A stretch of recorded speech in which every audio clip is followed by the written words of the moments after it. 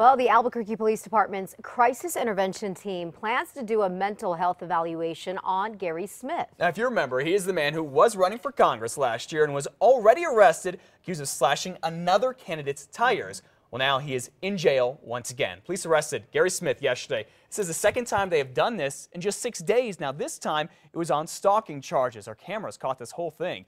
They say that Smith was wearing the same kind of clothes as the man in this video who was caught slashing Janice Arnold Jones's tires late last month. She put up these cameras saying it is the second time this has happened to her recently. And police say those cameras caught Smith driving by Ms. Arnold Jones' home back on New Year's Day morning, which the judge specifically told him not to do. And these are all stalking issues that he's stalking him. Who knows if he was there all night, if he was planning to do vandalism or further damage or harm to either Mr. Jones or Janice Arnold Jones.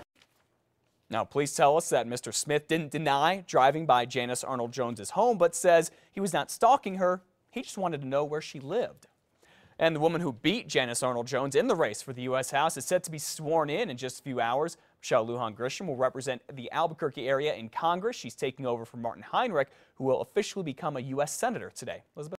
New information this morning on a deadly New Year's Day police shooting. 49-year-old Mark Chavez allegedly called Farmington police Tuesday and told them a crazy man had killed a woman. When officers got there, they say Chavez had a weapon and refused to put it down, even after one sergeant, Sergeant Sean Scott, tased him. Police say Chavez advanced toward Sergeant Scott, and that's when he shot and killed him. Now, officers never found a dead woman in the home. Sergeant Scott is on standard paid leave while the investigation continues. An 8-year-old girl is dead after a sledding accident. This is such a horrible story. It happened in Angel Fire yesterday on a hill near Olympic Park. Police say that girl slid down the hill and into the street, then got hit by a car. They have not told us the girl's name just yet. We now know when the state Supreme Court will hear the case against UNM's old president, who's accused of being part of an online prostitution ring. The Albuquerque Journal says the court will hear F. Chris Garcia's case on February 6th. This is where investigators say he and a professor from New Jersey ran Southwest Companions. It's a website where prostitutes and clients connected. Earlier this year, the state ruled that the website didn't break any state laws because it wasn't a physical brothel. That's what prosecutors are appealing now.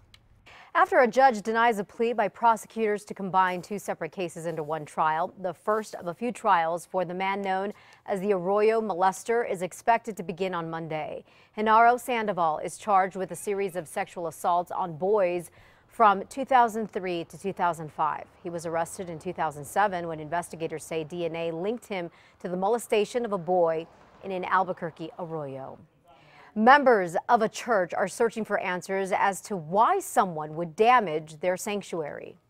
It was awful. It was New Year's Eve, and I was just like, can't believe teenagers most likely would do this, because there's other places that they could have vandalized, not a church, you know, near Christmas. Yeah, that is pretty low. Someone driving by the Lady Queen of Angels Church near Northern and Unser in Rio Rancho Monday noticed that the windows had been broken out. The vandals did thousands of dollars in damage, but so far nothing has been reported missing. The church, which runs solely off of donations, says it plans on installing surveillance cameras. Well, for now, the fiscal cliff has been averted, but it will still be another 2 months before it is determined what kind of spending cuts will be made in federal dollars. Yeah, these cuts could mean tens of thousands of jobs, sadly, here in New Mexico. Jobs that a lot of folks here depend on. News 13's David Romero is live out at the Hotel Albuquerque in northwest part of town, where the governor and other economic leaders are going to talk about this today. And David, I imagine, are they already planning for the worst case scenario here? Worst case scenario, yeah, they're trying to avert that, Matt, and hopefully find a way around it. And that's what the main topic is going to be here at this economic forum later today. Now, the heart of it is going to be, of course, creating jobs, and it couldn't come at a more critical time. Now, the governor, along with several Chamber of Commerce organizations, will get a preview, of the economic development agenda, which will go before lawmakers in Santa Fe. But looming over today's discussion will be the topic of saving some of New Mexico's workforce. Now, according to UNM study, about 20,000 jobs plus could be lost in the form of defense cuts and contractor positions if those cuts come down in the next couple of months from lawmakers in Washington. Now, economic leaders say this is the time to try and bring more jobs to New Mexico and maybe offset any potential loss that may come at the federal level.